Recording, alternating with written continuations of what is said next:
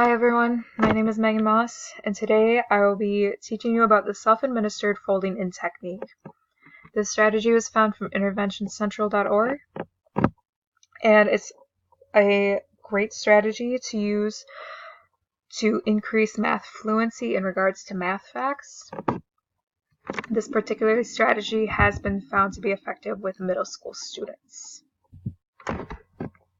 So some of the materials that you'll need are a whiteboard and some index cards to make flashcards. You'll also need a few different worksheets. So you'll need the student log of mastered facts. I'll talk a little bit more about this later. And you'll also need the student checklist. So what's really great about this intervention is that it is a self-administered intervention. Students are able to complete this independently. So this checklist just is for students' use primarily, that they can go through and check off everything that they've done so far and make sure that they're following all the correct steps in order. It's also could be good for teachers' use to make sure that students are following the honor system and completing all the work that they need to. So the teacher does need to do a little bit of preparation for this to make sure that this intervention is successful. So we'll start with making the flashcards. The teacher can make them, the student can make them, or you guys can make them together. But you'll first decide what math facts you want to be studying. In the examples that I've made, I had my student using multiples of 5s and 6s.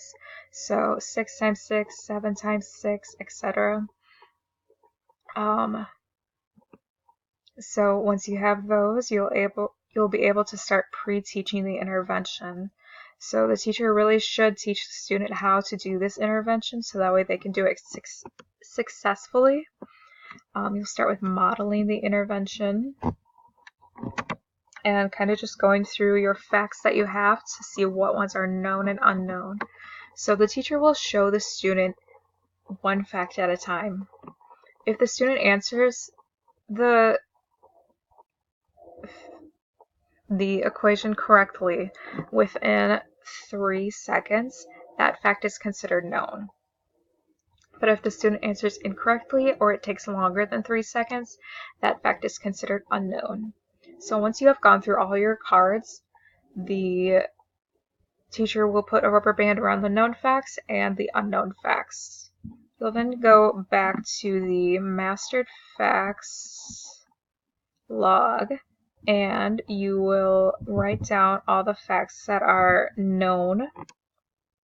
So you'll write them right here, and you'll also write the date that they were considered known on. So now the students should be able to do the intervention by themselves. I'll go into it a little bit more in depth about how the student should do this work by themselves. So the student will take a daily stack. So in a daily stack is 7 known facts and 3 unknown facts. They'll get the stack and they'll shuffle them. You'll take your stack and they will lay it flat on the table like this. The student will then read the fact and will write the answer on the whiteboard within 3 seconds. So we have 6 times 6 here, and the student wrote 36. The student can then turn the card over and see if their answer is correct. If the answer is correct, they can sort that fact into the known pile, but if it's incorrect, they sort it into the unknown pile.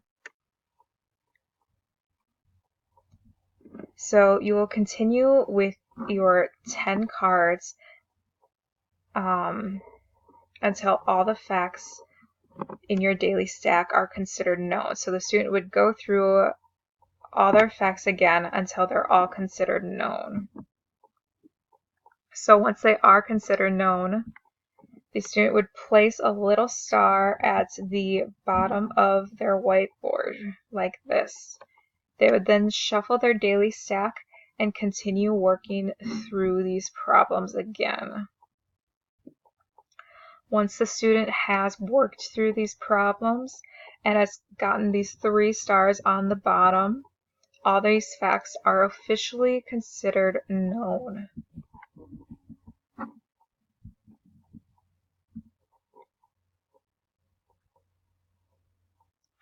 So this is typically a timed intervention.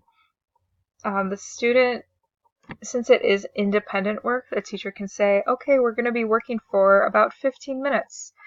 I'm going to set a timer, and when the timer goes off, we'll be done. So when the time is up, the students will update their mastered log of known facts if they have new known facts to add to the day.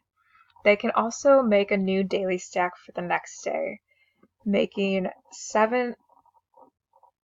sure that there are 7 known facts and 3 new unknown facts that they can work on the next day.